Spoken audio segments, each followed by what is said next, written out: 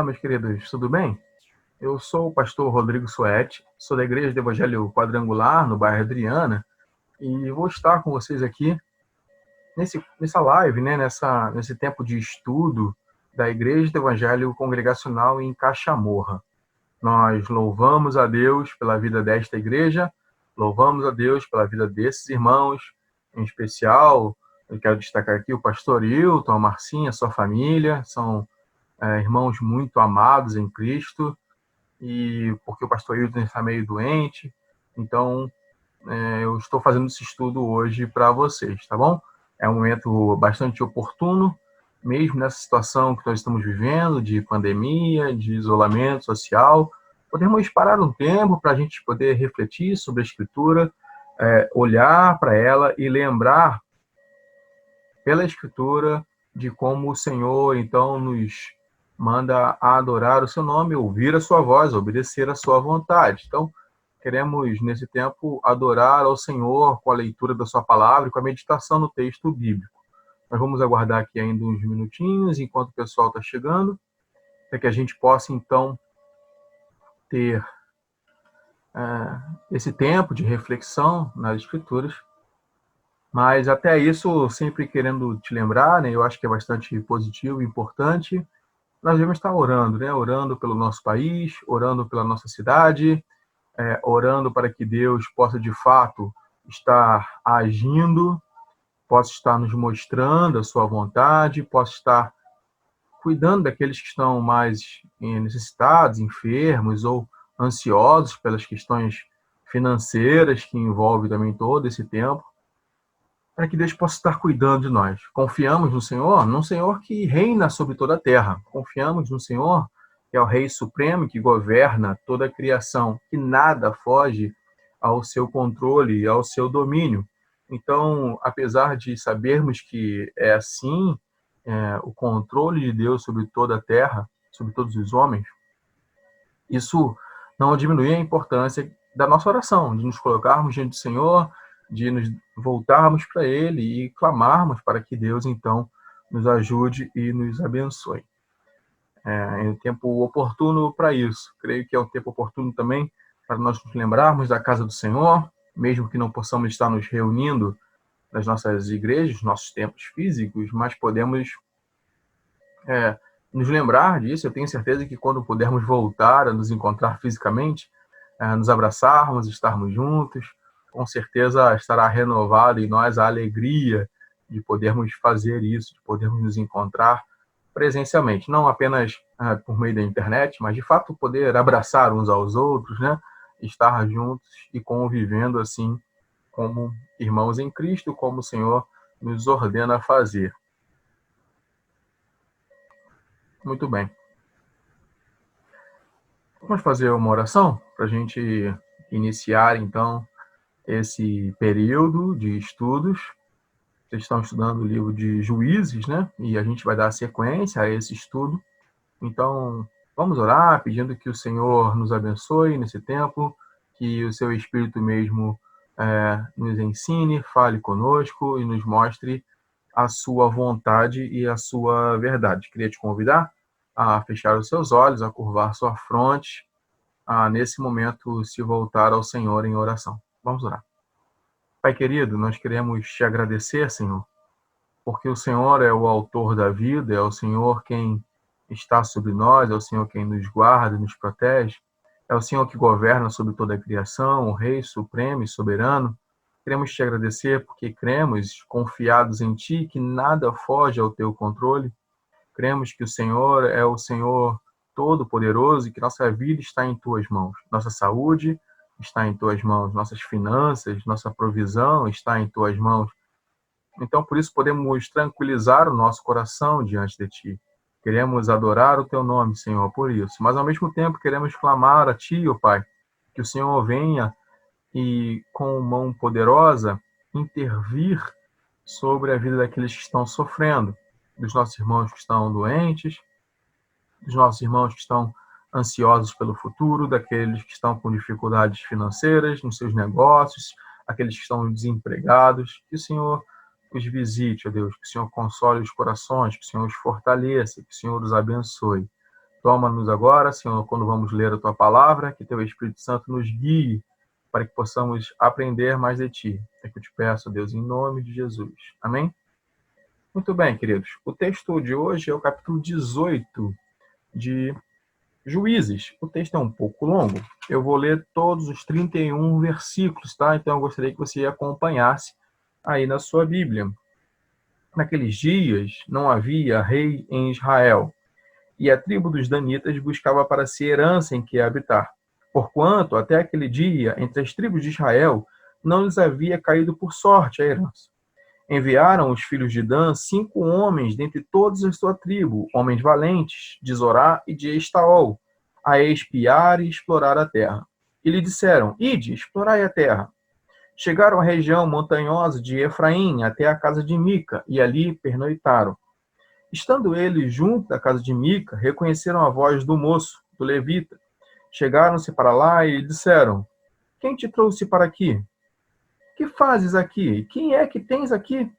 Ele respondeu: Assim e assim me fez Mica, pois me assalariou e eu lhe sirvo de sacerdote. Então lhe disseram: Consulta a Deus para que saibamos se prosperará o caminho que levamos. Disse-lhes o sacerdote: Ide em paz, o caminho que levais está sob as vistas do Senhor. Partiram os 5 homens e chegaram a Laís, e viram que o povo que havia nela estava seguro, segundo o costume dos sidônios, em paz e confiado. Nenhuma autoridade havia que por qualquer coisa os oprimisse. Também estava longe dos sidônios e não tinha trato com nenhuma outra gente. Então voltaram a seus irmãos a Zorá e Estaol, e estes lhe perguntaram: Que nos dizeis? Eles disseram: Disponde-vos e subamos contra eles, porque examinamos a terra, e eis que é muito boa. Estais aí parados? Não vos demoreis em sair para ocupardes a terra. Quando lá chegardes, achareis um povo confiado, e a terra é ampla, porque Deus vos entregou nas mãos. É um lugar em que não há falta de coisa alguma que há na terra. Então partiram dali, da tribo dos danitas, de Zorá e de Estaol, 600 homens armados de suas armas de guerra. Subiram e acamparam-se em Kiriat-Jearim, em Judá, pelo que chamaram a este lugar Maané-Dan, até o dia de hoje. Está por detrás de Kiriat-Jearim. Dali passaram a região montanhosa de Efraim e chegaram até a casa de Mica. Os 5 homens que foram espiar a terra de Laís disseram a seus irmãos: Sabei vós que naquelas casas há uma estola sacerdotal e ídolos do lar, uma imagem de escultura e uma de fundição? Vede, pois, o que haveis de fazer. Então foram para lá e chegaram à casa do moço, o levita, em casa de Mica, e o saudaram. Os 600 homens, que eram dos filhos de Dan, armados suas armas de guerra, ficaram em entrada da porta. Porém, subindo os 5 homens que foram espiar a terra, entraram e apanharam a imagem de escultura, a estola sacerdotal, os ídolos do lar e a imagem de fundição, ficando o sacerdote em pé à entrada da porta, com os 600 homens que estavam armados com as armas de guerra. Entrando eles, pois, na casa de Mica, e tomando a imagem de escultura, a estola sacerdotal, os ídolos do lar e a imagem de fundição, disse-lhe o sacerdote: Que estás fazendo? Eles lhe disseram: Cala-te e põe a mão na boca. Vem conosco e sê-nos por pai e sacerdote. Ser-te-á melhor ser sacerdote da casa de um só homem do que ser sacerdote de uma tribo, de uma família em Israel? Então se alegrou o coração do sacerdote, tomou a estola sacerdotal, os ídolos do lar e a imagem de escultura, e entrou no meio do povo. Assim, viraram, e tendo posto diante de si os meninos, o gado e os bens, partiram. Estando já longe da casa de Mica, reuniram-se os homens que estavam nas casas junto a dele, e alcançaram os filhos de Dan, e clamaram após eles, os quais voltaram-se e disseram a Mica: Que tens que convocaste este povo? Respondeu-lhes: Os deuses que eu fiz me tornastes, e também o sacerdote vos foste. Que mais me resta? Como, pois, me perguntais que é o que tens? Porém, os filhos de Dan lhe disseram: Não vos faças ouvir a tua voz, para que, porventura, homens de ânimo amargoso não se lancem sobre ti, e tu percas a tua vida e a vida dos da tua casa. Assim, prosseguiram seu caminho os filhos de Dan, e Mica, vendo que eram mais fortes do que ele, voltou-se e tornou para a sua casa. Levaram eles o que Mica havia feito e o sacerdote que tivera, e chegaram a Laís, a um povo em paz e confiado, e os feriram ao fio da espada, e queimaram a cidade. Ninguém houve que os livrasse, porquanto estavam longe de Sidom e não tinham trato com ninguém. A cidade estava no vale, junto a Bet-Reob. Reedificaram a cidade e habitaram nela. E lhe chamaram Dan, segundo o nome de Dan, seu pai, que nascera Israel. Porém, outrora, o nome dessa cidade era Laís. Os filhos de Dan levantaram para si aquela imagem de escultura, e Jonatas, filho de Gerson, o filho de Manassés, ele e seus filhos foram sacerdotes da tribo dos danitas, até o dia do cativeiro do povo. Assim, pois, a imagem de escultura feita por Mica estabeleceram para si todos os dias que a casa de Deus esteve em Siló. O texto que nós lemos nos fala desse encontro, então, dos homens danitas, da tribo de Dan, quando chegam-se naquela cidade e tomam aquela cidade de Laís. É interessante que o contexto aqui, ele está muito ligado com o capítulo 17 de Juízes. Ele começa mostrando, já no primeiro versículo, que o contexto é basicamente o mesmo. No capítulo 17, versículo 6, há um verso que mostra o contexto que explica todo o livro.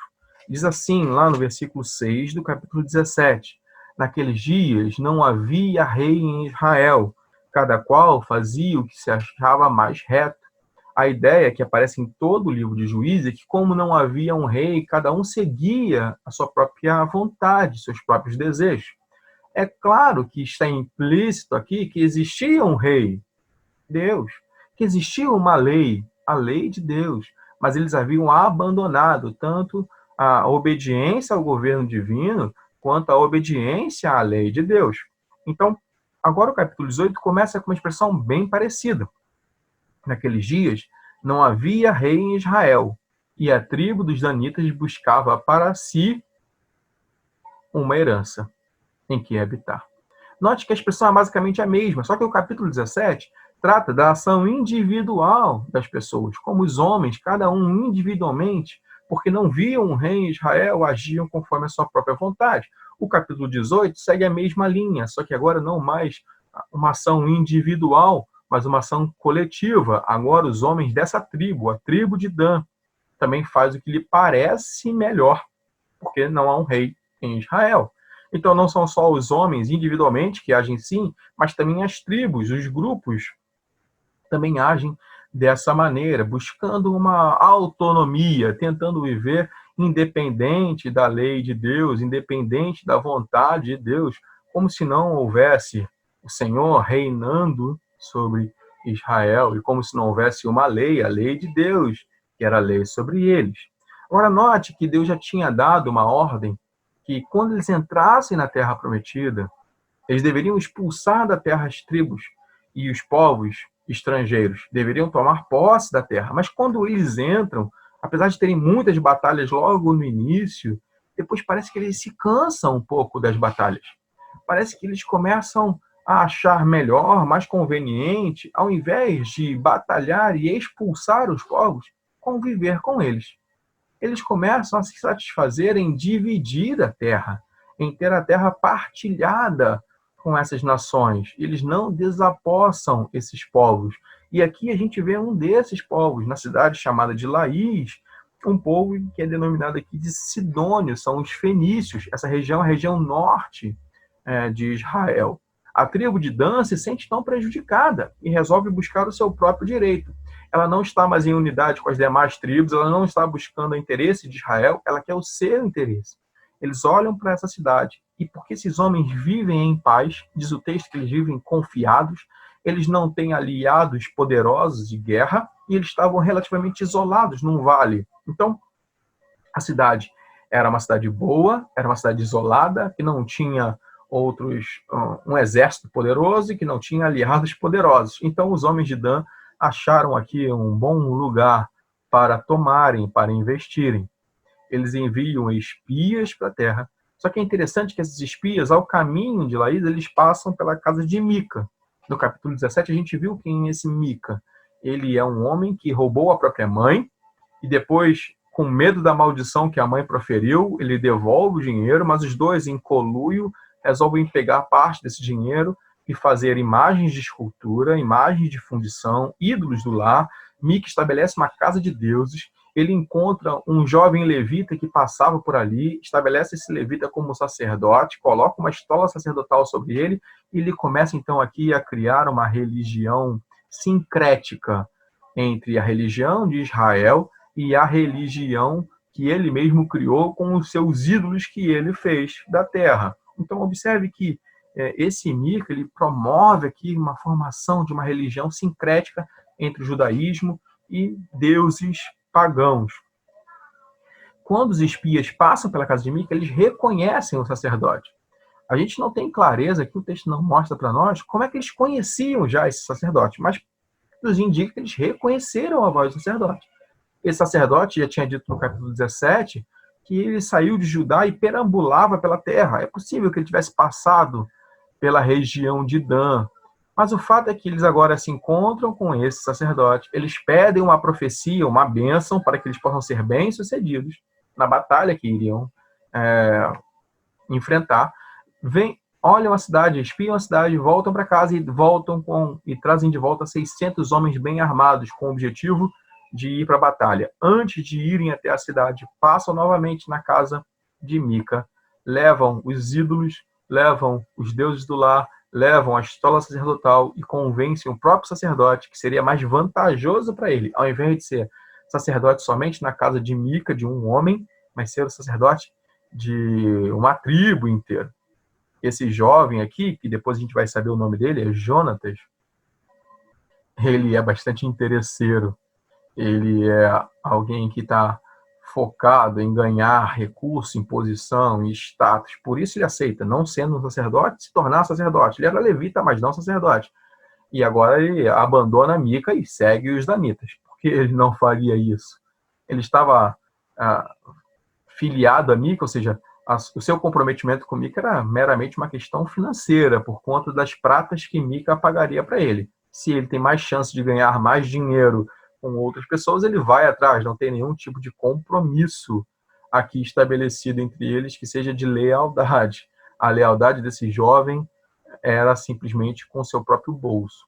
Esses homens invadem a cidade, tomam a cidade, se apossam dela, trocam seu nome para Dan, que é o nome da sua tribo, e agora estão ali alojados, e assim termina a nossa história. Novamente, o que nós vemos é o caos instalado em Israel. O caos espiritual, religioso, que estava instalado no coração de cada homem individualmente, como a gente viu no capítulo 17, ou como você pode ver aí no capítulo 17 de Juízes, agora é mostrado de forma ainda maior, comunitária, nas tribos de Israel. É o resultado de quando não há um rei. É o resultado de quando as pessoas decidem seguir os seus próprios desejos, a sua própria vontade, os seus próprios caminhos. É o resultado de quando cada um faz o que melhor lhe parece. Tanto a religiosidade desse povo está distorcida, como também a própria visão de nação deles. Note que a tribo de Dan não está se associando com as demais tribos para resolver um problema que eles mesmos não tinham feito, que era expulsar os demais povos. Não, eles tomam a sua própria iniciativa. E nesse embate, quando eles estão indo para a batalha, quando Mica, que é da tribo de Efraim, se levanta com os homens da sua região e tentam impedir de serem roubados dos ídolos dos deuses, os homens de Dan ameaçam matá-lo. Falam assim, é melhor você ficar quieto, porque vai que alguns homens amargosos aqui do nosso meio se levantem e matem você. É uma ameaça, né? Eles dizem o seguinte, olha, cara, você assume aí o prejuízo, vai embora, melhor do que você perder a sua vida e a vida desses homens que estão contigo. E Mica, de fato, desiste, porque vê que eles são muito mais fortes.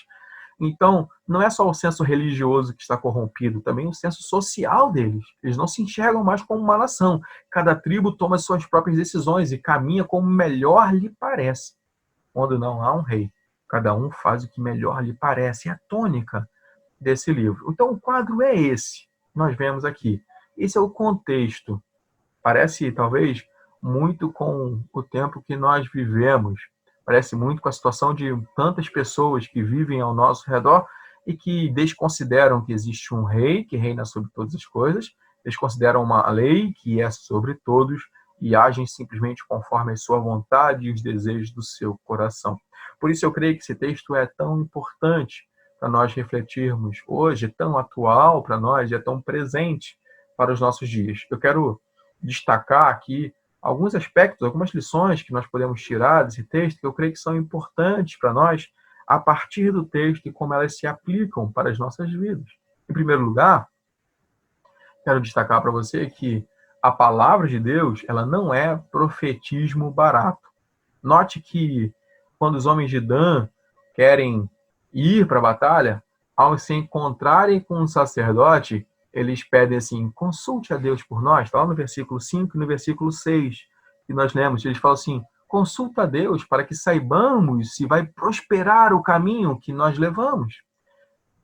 Eles não estão seguindo a voz de Deus, eles não estão ouvindo a lei de Deus, eles estão agindo por conta própria, eles estão fazendo tudo conforme a vontade do seu coração, mas parece que querem ouvir a palavra de Deus, a voz de Deus, de forma a ratificar o que eles estão fazendo, a confirmar o que eles estão fazendo. Eles estão buscando um profetismo barato. E o sacerdote não faz por menos, responde para ele assim, ide em paz, o caminho que levais está sob a vista do Senhor. É como quem diz, pode ir, Deus vai estar abençoando vocês. Pode ir, porque a mão de Deus está sobre vocês para abençoar vocês no que vocês intentam fazer. Note então que eles não estão interessados na palavra do Senhor como fonte de vida, como fonte de instrução, de mudança, de conversão. Não, eles querem uma bênção. Eles simplesmente querem ser abençoados. A palavra de Deus não é profetismo barato. A palavra de Deus não é simplesmente para nos dizer coisas que são boas e que agradam o nosso coração. A palavra de Deus não é para nos trazer ao nosso coração aquilo que nós queremos ouvir, sabemos, ou somente bênção, bênção, bênção. Não é isso a palavra de Deus. Quantas vezes nós vemos que o povo de Israel age exatamente assim como os homens da tribo de Dan? Eles estão mais interessados na voz de Deus, não para saber o que ele tinha a ensinar, não para saber qual era a sua vontade, não para saber qual caminho de fato deveriam seguir, mas só querem bênção. Eles querem ouvir a Deus desde que a voz de Deus seja, eu te abençoo. Você lembra que anos antes, quando Moisés está com o povo e o monte está flamejando e Deus está falando no monte, e eles estão ouvindo os trovões, os relâmpagos, eles falam assim para Moisés, suba você lá e fale com Deus, depois você fale conosco. Não fale Deus diretamente conosco para que a gente não venha a morrer. Olha que coisa triste. O Deus, o Senhor Todo-Poderoso, os tirou do Egito, os livrou, está falando com eles, mas eles não querem ouvir. Eles preferem que Moisés fale com Deus, porque eles estão com medo, porque eles sabem exatamente quem são, a condição de pecado em que vivem. Quantas pessoas também são assim hoje em dia. Infelizmente, querem buscar a palavra de Deus como um profetismo barato. Querem ouvir a palavra de Deus como uma fonte mágica, uma fórmula mágica de bênção e de solução. Eles acham que se forem na igreja e ouvirem uma palavra de bênção, agora sua semana vai ser abençoada, tudo aquilo que não estava dando certo vai passar a dar certo, aquele contrato que ele não conseguia fechar com seus fornecedores, agora vai fechar, a sua saúde vai melhorar, o seu relacionamento em casa vai melhorar, e agora tudo aconteceu porque ele foi na igreja e agora ele ouviu uma palavra mágica, uma fórmula mágica de bênção, e Deus agora vai abrir todas as portas. Acho que se fizerem isso ou aquilo, se cumprirem isso ou aquilo, Deus vai fazer tudo o que eles precisam. A motivação dos corações não é adorar ao Senhor, não é ouvir a sua voz para se aproximar mais dele e ter intimidade com ele, não é se achegar a Deus para de fato estar próximo dele e amá-lo como Pai, como Senhor, não. O amor é o amor próprio, é aquilo que eles estão interessados. Outras pessoas correm atrás de profecias, se animam com palavras proféticas, palavras que determinam vitória, que determinam bênção, e correm de um lado para o outro atrás de profecia, ou de uma oração forte, de uma palavra que traga a eles a mensagem de que vão vencer ou triunfar.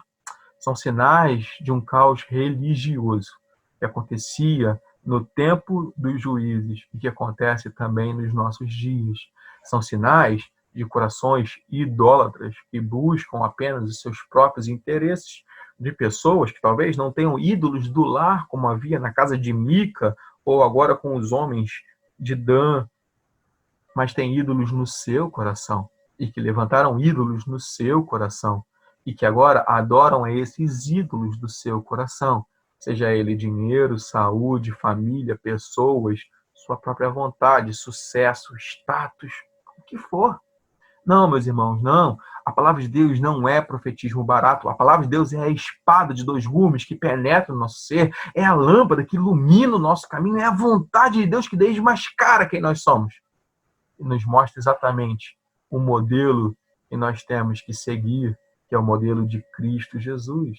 Ao ler a palavra de Deus, nós somos lidos por ela. É como se um espelho fosse colocado diante de nós. Calvino falava isso, que a Bíblia é como um espelho colocado diante de nós. E ao ler a Bíblia, vemos exatamente nossas fragilidades, nossos pecados, nossas fraquezas, quem de fato somos e quem nós deveríamos ser, olhando para Cristo Jesus e reconhecendo nele o modelo. Não estou dizendo que nós vamos ser iguais a Cristo, porque ele é Deus e é impossível para nós, mas ele é o nosso modelo. Nós precisamos amar como Cristo, nós precisamos obedecer como Cristo, nós precisamos ser humildes como Cristo, nós precisamos ouvir o Pai como Cristo, precisamos seguir nessa direção, tendo a Cristo como nosso modelo, e sabemos como ele é, e sabemos o que ele deseja ao lermos a palavra, ao ouvirmos a voz de Deus aos nossos corações e seguirmos. É muito mais do que amar a Bíblia por ler um trecho de um versículo isolado. Os antigos tinham mais aquele costume, nem sei se existe isso ainda, da caixinha de promessa, né? Então, todo dia alguém ia lá e tirava um versículozinho da caixinha de promessa e lia aquele versículo de manhã e se sentia abençoado pelo resto do dia. Eu sempre fui muito crítico das caixinhas de promessa e continuo sendo, porque os textos ali estão totalmente fora do contexto, né? A gente não sabe qual é o contexto daquele versículo que foi tirado ali. Mas uma coisa também é verdade, né? Pelo menos esse costume fazia com que as pessoas lessem a Bíblia, mesmo que fosse um versículo por dia. Infelizmente, muitos hoje não leem mais a Bíblia, nem um versículo por dia. Então, mas o que eu estou falando aqui não é sobre isso. É nos alimentarmos continuamente das Escrituras. É amarmos as Escrituras. Aqueles que amam a Deus, amam a sua palavra. Aqueles que conheceram a Deus, desejam a cada dia mais conhecer a sua palavra. Eles são atraídos por ela. Não se achegam à palavra de Deus como um profetismo barato, como um livro de promessas e bênçãos, e que eu vou abrir aqui e vai ter uma palavra de bênção para a minha vida hoje, que vai me encher de energia para passar a semana. Não. Eles sabem que é a voz de um Deus todo-poderoso. E reverentemente, ao lerem a Escritura, entendem que é Deus falando aos seus corações. Se curvam, se prostram diante dessa palavra, a palavra de Deus, a voz de Deus, e dizem: eis-me aqui, Senhor. Corrige o que for necessário, transforma o que ainda precisa ser transformado, e eis aqui a minha vida diante de ti. Esse povo olha a palavra de Deus, a voz de Deus, como um profetismo barato, mas a palavra de Deus não é profetismo barato. Segunda lição que eu quero que a gente observe no texto é que a presença de Deus não é um amuleto supersticioso. Então, por um lado, a palavra de Deus não é profetismo barato. Por outro, a presença de Deus não é um amuleto supersticioso. Note que quando eles vão para a batalha, os danitas resolvem levar o sacerdote, a estola sacerdotal, os ídolos, os deuses do lar. Eles imaginam que assim, como se fosse um amuleto, estivessem levando Deus para dentro da batalha. E se Deus estiver com eles no meio da batalha, é impossível eles perderem. É um amuleto. É como alguém que coloca um pé de coelho no chaveiro, ou um trevo de 4 folhas, uma ferradura em cima da porta. Um amuleto, buscando sorte. É assim que eles estão vivendo. Eles são supersticiosos. Novamente, isso aconteceu várias vezes em Israel. Eu quero só citar um caso para ilustrar. Se você lembrar de 1 Samuel, capítulo 4, diz que, muito tempo depois desse texto, né, diz que os israelitas vão lutar contra os filisteus. E nessa batalha, 4.000 pessoas morrem. Eles são derrotados, os filisteus vencem e 4.000 pessoas morrem. Ao invés de, ao final dessa batalha, eles se reunirem, orarem, clamarem a Deus, se converterem dos seus maus caminhos e olharem para dentro de si e perguntarem ao Senhor e pedirem ao Senhor misericórdia, o que eles fazem? Eles falam assim: já sabemos por que nós perdemos. Porque a arca de Deus não estava aqui. Tragam a arca, tragam a arca. E aí, Ofni e Finéias, que são os filhos de Eli, vão até onde eles estão, levando a arca. Eles falam assim: agora nós vamos entrar na batalha, e vamos levar os sacerdotes, e vamos levar a arca, exatamente como os homens de Dan fizeram aqui. E agora vamos vencer. Eles enfrentam novamente os filisteus. E sabe qual é o resultado? Na primeira batalha, 4.000 homens de Israel morreram. Na segunda batalha, 30.000 homens de Israel morreram. 30.000. Além dos 30.000 homens que morreram, que incluía Ofni e Finéias, os filhos do sacerdote ali, a arca de Deus foi levada para a terra dos filisteus. Então eles perderam a batalha, perderam os sacerdotes, perderam a arca. A notícia chega para Eli e ele cai da cadeira e morre também. É uma desgraça, um caos está estabelecido, porque eles olharam para a presença de Deus como se fosse um amuleto supersticioso. Não, queridos, a presença de Deus não é um amuleto supersticioso que nos garante vitória. É como o camarada que deixa a Bíblia aberta no Salmo e põe na estante porque ele acha que assim Deus abençoa a casa dele. É como o camarada que bota lá um adesivo no seu carro e acha que assim Deus protege o carro. E a presença de Deus lhe garante, então, que nada de errado vai acontecer. O carro não vai quebrar, não vai ser assaltado, não vai ter batido. A vida está toda errada, ele está longe de Deus, seu pensamento muito longe do Senhor, mas acha que se ele for para a igreja e fizer isso ou aquilo, Deus vai estar com ele. Amuletos. Amuletos. Às vezes queremos colocar Deus como um amuleto na nossa carteira, como se fosse um papelzinho colocado ali, para que aonde a gente for, ele esteja conosco e nos abençoe. Mas Deus não é um amuleto. Deus não satisfaz as nossas superstições, pelo contrário, ele é o Senhor Todo-Poderoso. E a presença de Deus, ela está derramada sobre aqueles que amam a Deus, que foram regenerados, transformados em novas criaturas. Se de fato fomos transformados pelo poder regenerador do sangue de Cristo, através da ação do Espírito Santo em nós, se ele nos alcançou, nos trouxe da morte para a vida, abriu os nossos olhos, destapou os nossos ouvidos, e agora passamos a viver na sua presença, somos transformados numa nova criatura, e agora passamos a ser o santuário do Espírito Santo. Ele passa a habitar em nós. A presença de Deus está em nós, mas porque fomos primeiro transformados por ele. Não é algo que nós fazemos que atrai a presença de Deus, mas é a ação de Deus que nos transforma. A sua presença em nós é real. O Espírito Santo habita naqueles que foram regenerados. Mas os homens do texto, os danitas, o sacerdote, Mica, eles estão muito longe de ter um caráter regenerado. A presença de Deus está muito longe de estar neles. Eles estão muito longe de serem chamados pessoas que de fato são fiéis a Deus. Isso me faz lembrar Jesus quando se encontra ali, então, com os fariseus, né, e com o povo daquela época, e Mateus registra isso para nós, que ele fala assim: este povo se aproxima de mim com a sua boca, me honra com os seus lábios, mas o seu coração está longe de mim. A presença de Deus não é um amuleto supersticioso. A presença de Deus não é um amuleto que a gente leva e a gente, aonde estiver, independente da nossa vida. Você lembra também de alguns homens que tentam expulsar um demônio e eles falam que tentam expulsar pelo poder de Jesus e que Paulo prega, e os demônios falam assim para eles: nós conhecemos Jesus e conhecemos Paulo, mas vocês, quem são? E eles estão ali uma surra e são envergonhados. Não existem palavras mágicas que atraiam a presença de Deus. Não existe uma forma de fazer que atraia a presença de Deus. Não existe um jeito de conduzir as coisas que atraia a presença de Deus. Ou Deus habita em nós, ou Deus não habita em nós. E Deus habita naqueles que foram transformados pelo poder do Santo Espírito, convencidos por eles e alcançados, lavados e regenerados pelo sangue do Cordeiro. Então vejam, a palavra de Deus não é profetismo barato. A presença de Deus não é um amuleto supersticioso. Mas eu quero continuar com você no texto. E a terceira lição que eu quero destacar é que filiação não garante espiritualidade. Filiação não garante espiritualidade. Nós olhamos com certa perplexidade para esse sacerdote. Eu espero que você também, assim como eu. Eu fico meio perplexo quando leio a história desse camarada aqui, nos capítulos 17 e 18 de Juízes. Ele era um levita. Novamente, eu já falei aqui no início, mas quero repetir, só para deixar bem claro. apesar de ser um levita, ele não era sacerdote. Os sacerdotes eram os levitas exclusivos que vinham da linhagem de Arão. Ele não.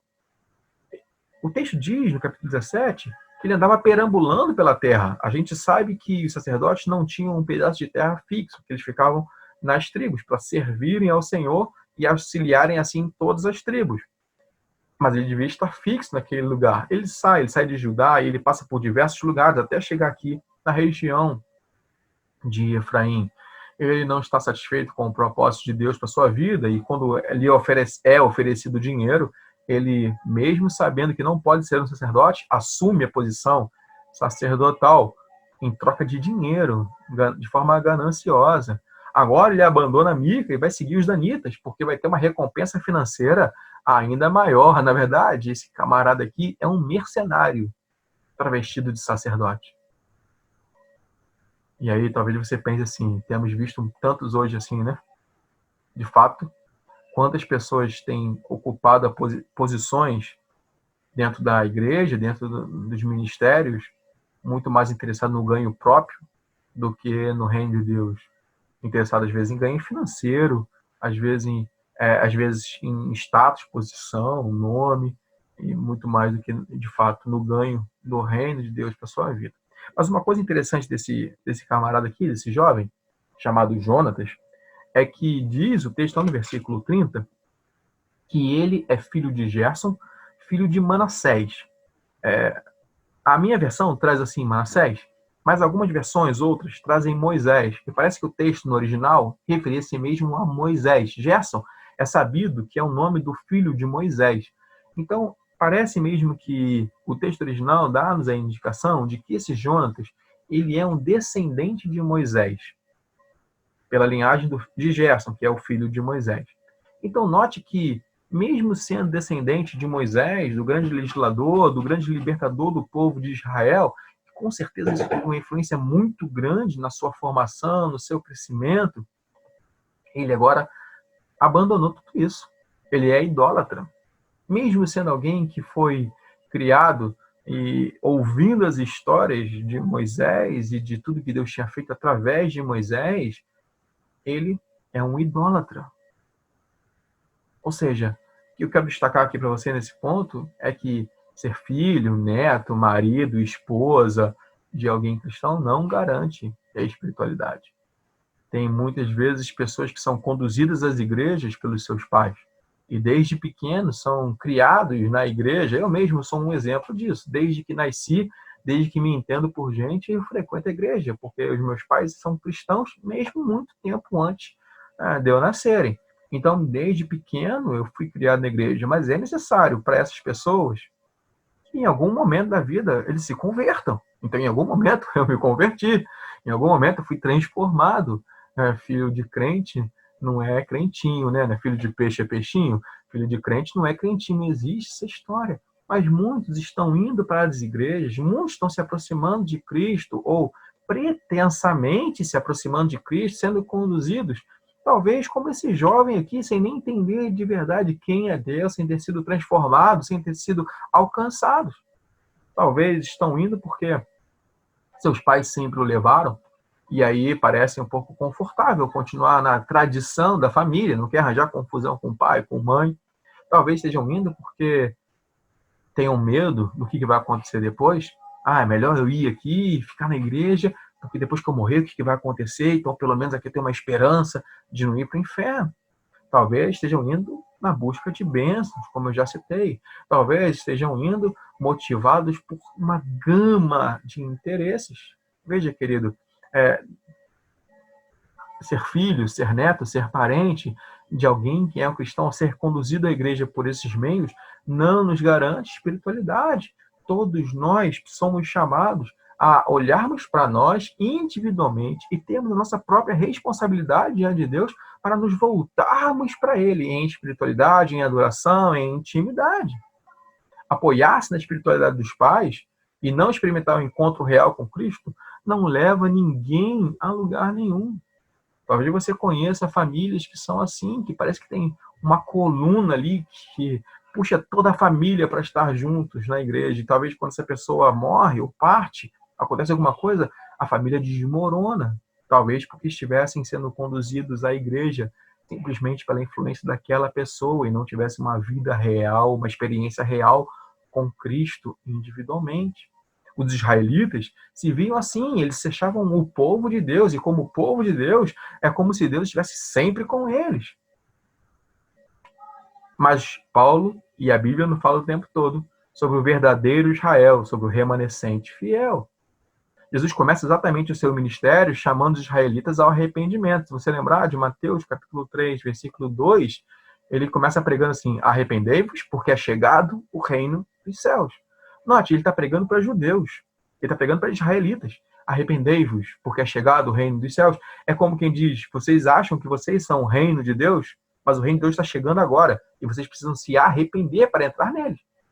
Ninguém vai entrar no céu porque tem lá uma carteira de identidade escrito israelita, ou porque tem lá no seu histórico familiar um pai que é pastor, que é crente, ou uma esposa, ou um marido.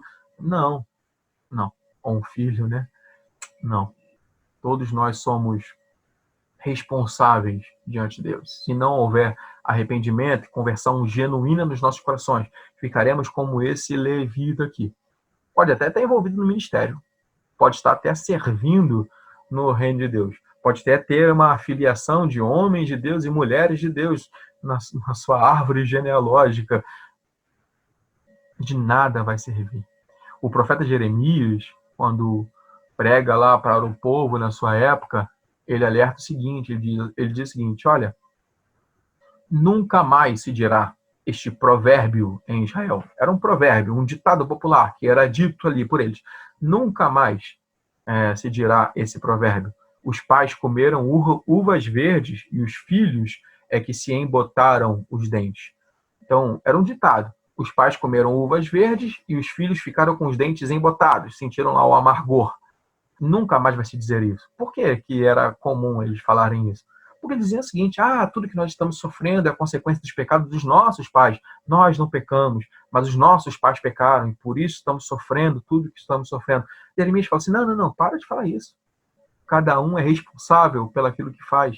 Cada um é responsável se de fato se arrepende verdadeiramente, se busca o Senhor, ou se tem vivido uma vida de afastamento. Cada um é responsável. Ninguém vai poder chegar diante de Deus naquele grande dia e dizer: mas o meu pai, ele não era crente, por isso eu nunca ouvi a mensagem de Deus está sendo pregada. Por outro lado, ninguém vai poder também dizer: mas os meus pais eram muito crentes e isso não sobra nem um pouquinho de benefício para mim? Também não. Também não. Esse jovem aqui era da família de Moisés, da linhagem de Moisés, mas ele era um idólatra. Filiação não é garantia de espiritualidade, queridos. A responsabilidade é individual, de cada um de nós. E devemos, então, sempre nos perguntar como nós temos buscado o Senhor e nos aproximado dele. Então, lembre, a palavra de Deus, ela não é profetismo barato. A presença de Deus não é um amuleto supersticioso. Filiação não é garantia de espiritualidade. E, por fim, a última lição que eu quero tirar do texto para nós é que sucesso não é sinal de aprovação divina. Os danitas invadiram a cidade, venceram a batalha. A profecia do sacerdote se concretizou.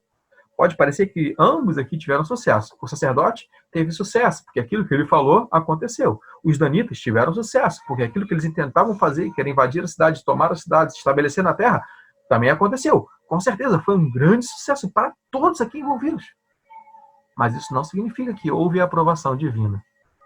Sucesso não é sinal de aprovação divina.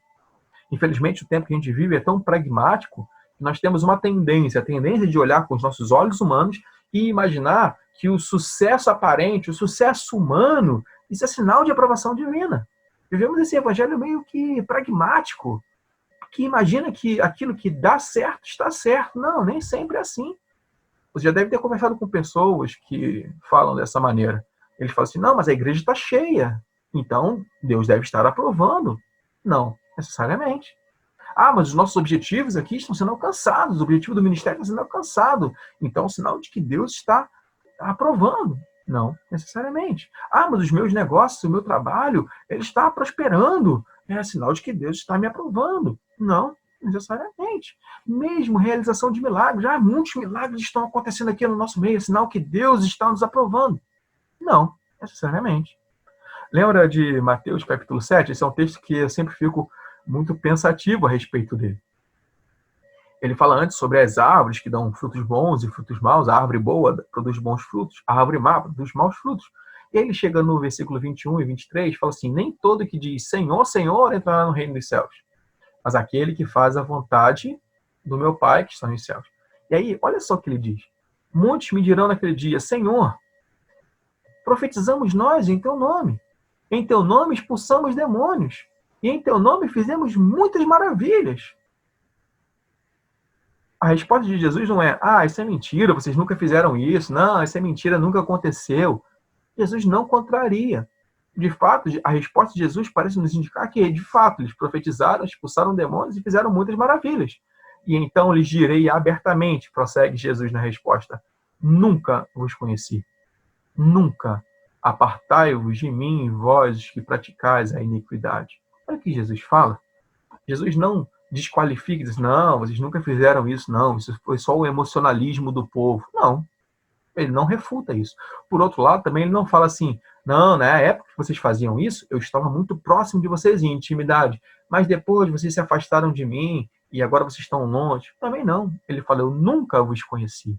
Não é que eu conhecia vocês antes e agora não conheço mais. Eu nunca vos conheci. Mesmo fazer milagres, o fazer de milagres não é um sinal de aprovação divina.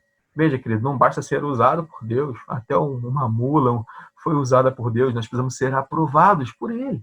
O sucesso do cristão não é medido em função da sua conta bancária, do seu progresso na profissão, da sua imagem diante dos homens, do seu desempenho ministerial, da sua igreja lotada. Não. O sucesso do cristão é medido em quanto mais ele se aproxima de Cristo, quão mais semelhante ele se torna a Jesus. E é esse que deve ser o nosso alvo de sucesso.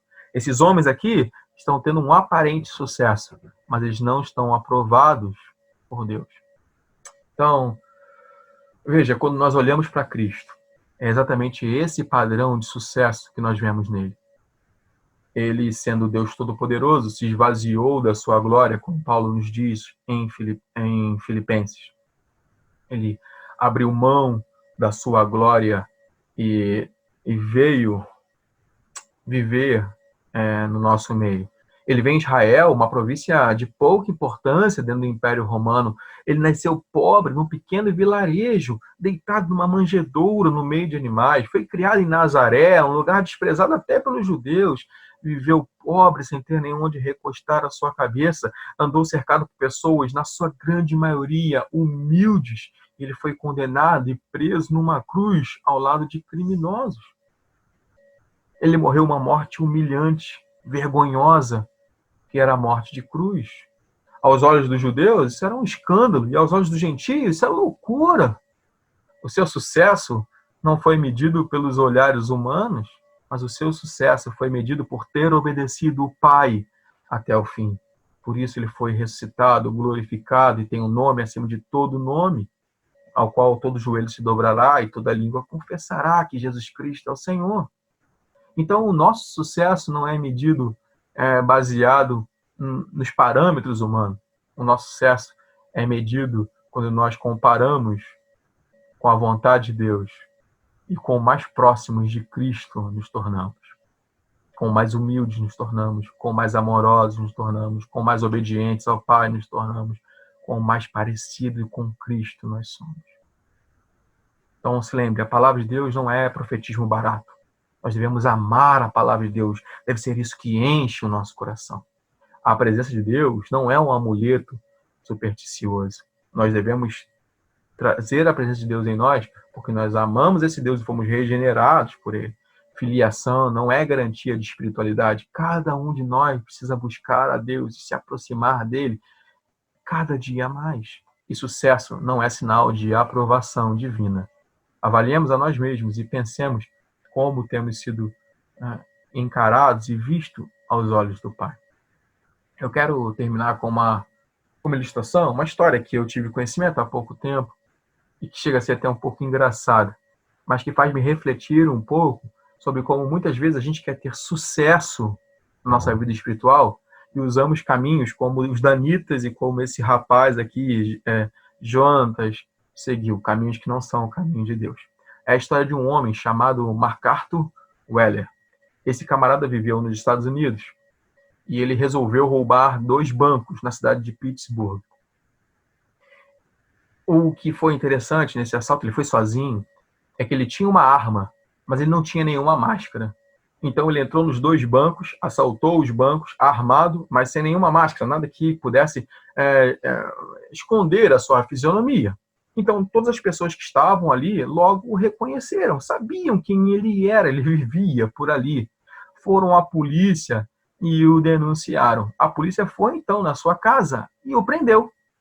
E quando a polícia chega na sua casa e o prende, ele, muito surpreso por ter sido assim tão facilmente descoberto, ele responde e pergunta para os policiais: mas como vocês me descobriram?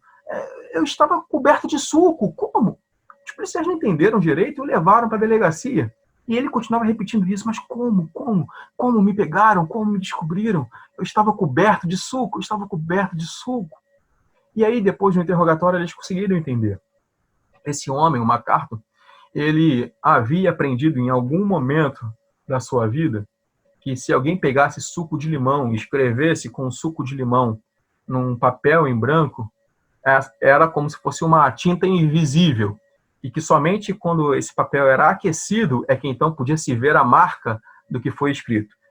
Aos olhos nus, assim, e sem nenhum tipo de aquecimento, aquilo que foi escrito com o suco de limão se tornava invisível. Então, ele chegou à seguinte conclusão: eu posso roubar o banco desde que eu me cubra tudo com suco de limão. Se eu cobrir o meu rosto com suco de limão e me afastar de qualquer fonte de calor, não tem o menor risco. Eu não vou ser pego, as pessoas não vão me reconhecer. Mas veja que a gente tem que dar algum valor para ele. Ele, nessa época, né, não tinha os recursos que a gente tem hoje tecnológicos, né? Essa é uma época bem antiga. Então, ele falou assim: eu vou fazer um teste, eu quero comprovar se essa minha teoria está funcionando. Então, ele pegou uma daquelas máquinas antigas que faziam, tipo, umas polaroides, que faziam as fotos, né? Então, ele colocou assim, como se fosse uma selfie moderna, passou o suco de limão em todo o seu rosto e todo o seu corpo, no que ele podia lá fotografar, e ele tirou a foto. Por algum motivo, que não se sabe qual, a máquina deu um defeito e o filme saiu exatamente em branco, não tinha nenhuma figura ali, não tinha nenhuma imagem. E ele então achou que tinha comprovado a sua teoria, que era verdadeira. Desde que ele passasse suco, ninguém poderia vê-lo e adivinhar quem ele é. Obviamente, ele estava errado. E por que eu acho essa história ilustrativa para o que nós estamos falando aqui? Às vezes as pessoas querem ser medidas e querem ter sucesso e acham que podem seguir diante de Deus. E eles pegam a Bíblia e leem meia dúzia de textos, ou escutam uma meia dúzia de pregações pela internet, ou leem meia dúzia de blogs cristãos. Eles acham que isso já é suficiente para entenderem tudo o que precisam de Deus, para entenderem tudo o que precisa da Bíblia, e mais do que suficiente para terem sucesso na sua vida espiritual. Estão igual esse homem, achando que se passarem um pouco de suco de limão no rosto, não serão reconhecidos. Eles estão achando isso, vivendo dessa maneira. Não, queridos. A palavra de Deus nos leva a mergulhar nela, conhecê-la cada dia mais e mais. E se não queremos ser como esses danitas, e como esse homem, Jonatas, e como tantos outros que têm se aproximado de Deus e buscado a Deus, mas não têm conhecido verdadeiramente a Ele, porque é uma busca vazia de significado, não uma busca sincera de um coração arrependido, mas uma busca que se interessa por aquilo que Deus pode dar e por aquilo que Ele pode oferecer, então mais interessado nas suas bênçãos, nas suas mãos e na vitória e no sucesso do que, de fato, ser alguém semelhante com Cristo. Se buscarmos o Senhor assim, com esse coração, será uma busca vazia, vã, inútil, fútil. No final, chegaremos e veremos que todo sucesso não valeu de nada. Mas se buscarmos o Senhor porque nós o amamos, porque fomos alcançados pelo seu Espírito, que fomos transformados por ele, aí não. Aí saberemos que a palavra de Deus é o nosso alimento. Saberemos que a presença de Deus é a vida em nós. Saberemos que cada um de nós deve buscar nutrir uma espiritualidade diante do Senhor, não com interesse próprio, mas porque nós amamos a Cristo e queremos estar mais próximos dele. E saberemos que o nosso sucesso não depende de nós, mas depende da vontade de Cristo Jesus, da ação do seu Espírito. E é medida não por aquilo que nós temos, ganhamos ou conquistamos, mas por ter um coração, uma vida, uma mente mais semelhantes a Cristo Jesus, nos amoldando cada dia mais a Ele. O nosso sucesso é estarmos com Cristo, é sermos cada dia mais parecidos com Ele, é sabermos que um dia Ele voltará para nos buscar, e aí sim, perfeitos, viveremos com Ele por toda a eternidade. Que Deus nos ajude e nos abençoe. Em nome de Jesus. Amém. Vamos orar? Pai querido, queremos te agradecer mais uma vez, Senhor, pela tua palavra, porque ela nos confronta, ela nos conforta, ela molda, Senhor, a nossa maneira de pensar, ela transforma os nossos corações. Não queremos, Senhor, nos achegar à tua palavra na busca de bênçãos para nós, ou de palavras que agradem, que afaguem os nossos corações, mas queremos que ela nos diga a verdade e que, impactados pela tua verdade, possamos, de fato, nos aproximar daquilo que o Senhor nos fez para ser parecidos como Jesus, próximos da tua vontade. Não queremos, Senhor, desfrutar da tua presença simplesmente porque queremos um amuleto que nos ajude nos momentos de dificuldade. Não, queremos ter intimidade contigo, queremos partilhar da nossa vida e viver a nossa vida cada dia uma oportunidade de adoração e de glorificação ao teu nome. Queremos ter uma espiritualidade sadia, nutrida pela tua palavra, pela oração, pelo amor ao próximo, por amor a ti e por, ó Deus, experiências que nos aproximem de ti, ó Pai. E queremos, Deus, no final da nossa carreira, poder dizer como Paulo: cumpri a carreira, guardei a fé, e a coroa da justiça já me está proposta. Que isso possa ser verdade para nós. Nós te clamamos nessa noite. É o desejo do nosso coração. Que o Senhor assim nos abençoe, nos conduza e nos use cada dia mais, não para a nossa glória, mas para a glória do teu nome. Em nome de Jesus. Amém? Amém. Que o Senhor nos abençoe. Amém.